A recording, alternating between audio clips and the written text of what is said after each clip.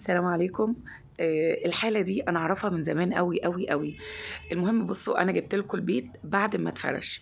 تمام، وفي بقية الفيديو برضه هنشوف البيت قبل ما يتفرش. الست دي معاها 6 ولاد، وزوجها عاجز وشغال كده في مكان بيعمل شاي وقهوة والكلام ده ب1500 جنيه. طبعا هي معاها 6 عيال، ثانوية عامة وإعدادي وابتدائي والطفل بيرضع وحاجات كده. ده بيتها قبل ما انا اتدخل. كانت نايمه على مرتبه والله، وكانت نايمه على البلاط. والسرير ده لو بصينا عليه هتلاقوها شيلت مش مرتبه. وده بعد ما انا رحت لها، ده جبت لها بقى ايه بفضل الله وكرمه اهو. بص ده قبل، ده منظر البيت هتلاقوه قبل وبعد في الصور. ففي عز السقعه، وفي عز الشتاء، انا رحت لها. فقلت لها ليه بيتك بالمنظر ده؟ انا عارفه الحاله اصلا يعني. فما كنتش عارفه. قالت لي بعته، ما كنتش عارفه ان هي عايشه بالوضع ده.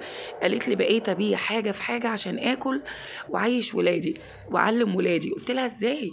طب ليه ما قلتليش؟ اهو ده بعد برضه. ليه ما قلتليش؟ قالت لي كفايه المبلغ المحترم اللي انت بتديهولنا كل شهر. فبصراحة في ساعتها صورت البيت ونزلته لاصحابي. والله ما اخدناش يومين او 3، كانت البطاطين عندها والغسالة والبوتاجاز والسراير والمراتب. وسبحانك يا رب بفضل الله وكرمه كل حاجة جات لها يمكن في يوم او 2. جبنا لها الغسالة وجبنا لها البوتاجاز. لو بصيتوا في الصورة قوي هتلاقوا كانت بتشغلها على انبوبة 6 انفار. شغالة على انبوبة كانت بتملاها كل يوم ب15 و20 جنيه.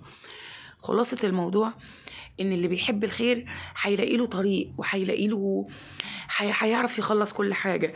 احنا طريقنا كله خير، وربنا وحده يعلم اني بسعى ليل ونهار ليل ونهار عشان ارضي الحالات، وعشان افرح الحالات، وعشان ابسطهم. كل اللي شارك جزاكم الله خير الجزاء.